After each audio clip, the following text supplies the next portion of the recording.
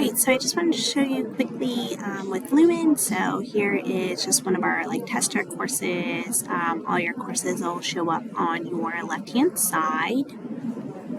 So if I click on Quantitative Reasoning, and I think the easiest way is to go into your gradebook. So you can see we have a tester student here. So if I wanted to go into 11B practice, we can hit this isolate button, and let me highlight that real quick. Actually, let's look at 11A because this has a 0 on it.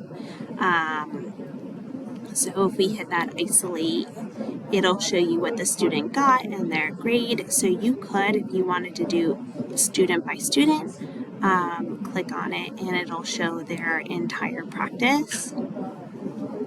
Or you can do an item analysis, which is up here.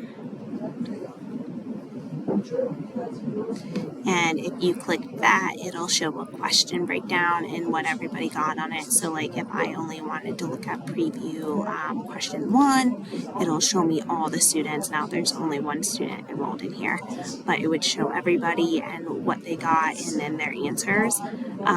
So if you're noticing that it's one particular question, I would use that item analysis. But if you're looking for a particular student, you can click on their grade also for that, and it'll pull up their entire attempt. So here's a good example. They got 0. If I click on the key, it should have been 180 degrees.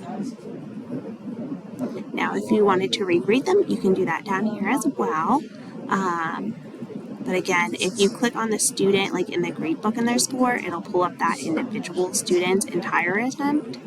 Or if you go back to gradebook and then that isolate button, you can do item analysis up here in the grade bar and then look at it question by question and do that as well too. And again, the key is what's going to show you what the accepted answer is.